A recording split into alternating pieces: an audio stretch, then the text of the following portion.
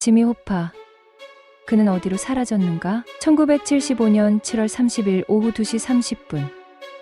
디트로이트 교외의 한 고급 레스토랑.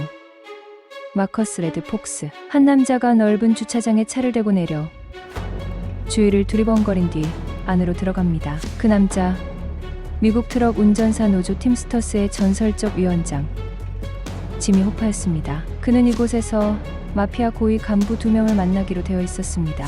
뉴욕 제노비스 패밀리의 앤서니 프로벤자노와 디트로이트 마피아의 앤서니 지아칼로네, 둘 다 단순한 갱이 아니었습니다. 팀스터스 노조와 마피아를 연결해온 중심 인물들이었고, 호파는 이들과의 이해관계가 깊었습니다. 하지만 그날 누구도 나타나지 않았습니다. 아니, 어쩌면 그들은 다른 방식으로 나타났는지도 모릅니다.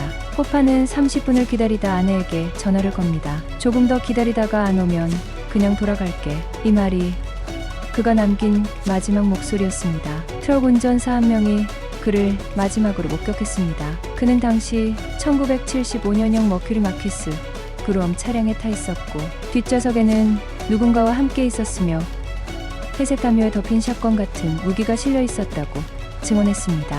그 차의 주인은 누구였을까요?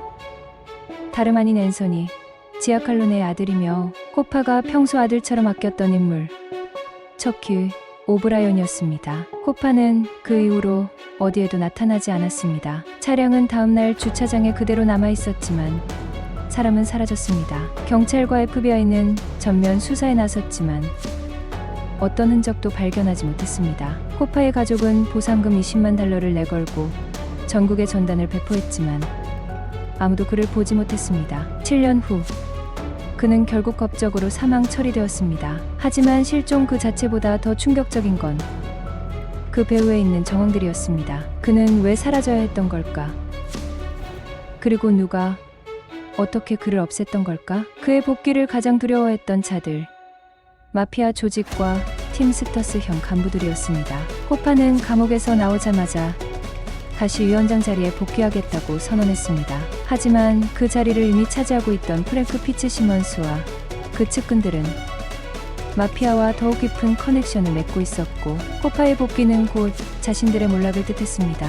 호파는 마피아의 하수인이 되길 거부했고 그들과의 거래 관계를 끝내려 했습니다. 그런 그를 마피아가 가만둘 리 없었습니다. 1975년 7월 30일, 그날은 마피아와 팀스터스가 손을 맞잡고 전설을 제거한 날이었을지도 모릅니다. 그가 사라진 그날, 모든 퍼즐 조각은 이미 맞춰지고 있었습니다. FBI는 사건 당일 그가 탑승했던 차량의 정체를 밝혀냈습니다. 지아칼로네의 아들이 소유한 차량.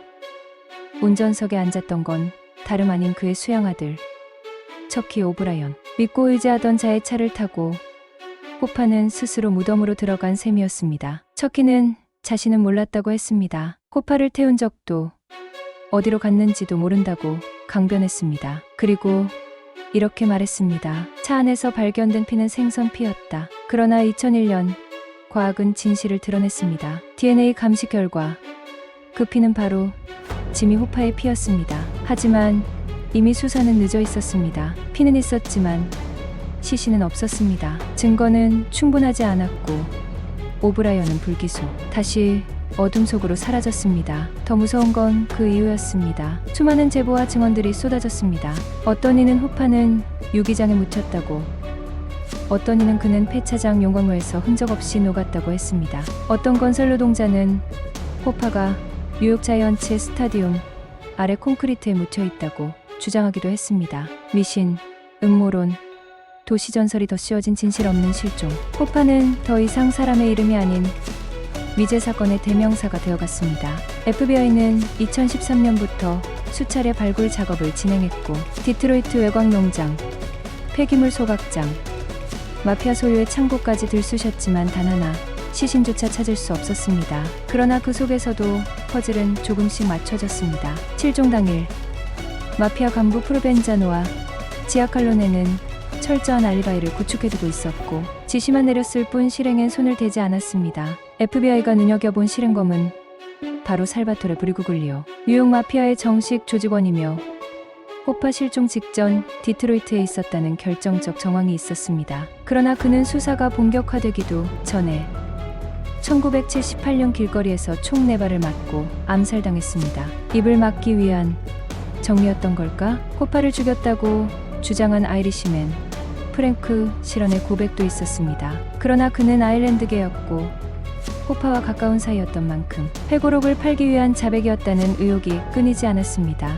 전문가들은 말합니다. 호파 같은 인물을 제거하는 작전엔 반드시 이탈리아계 마피아가 투입된다. 실언은 미끼일 뿐 놀라운 건 또 있습니다. 2013년 마피아 부두목 앤서니 제릴리는 FBI에게 이렇게 말합니다. 호파는 디트로이트 두목 잭 토코의 농장 근처에 묻혔다. 실제로 FBI는 그 말을 믿고 대규모 발굴 작업을 진행했습니다. 하지만 아무것도 나오지 않았습니다. 어디에 묻혔던 걸까요?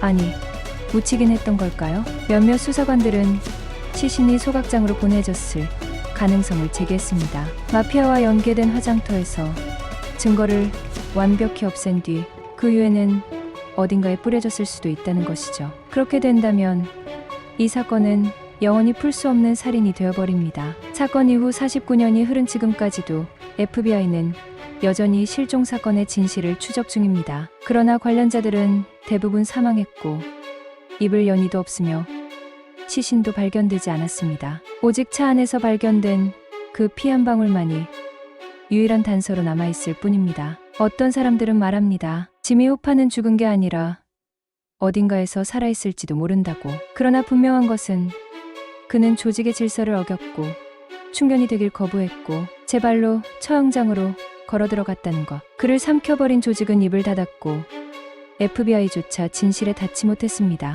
시신도 목격자도 자백도 없는 살인. 이 사건은 오늘날까지도 이렇게 불립니다. 미국 역사상 가장 완벽한 실종.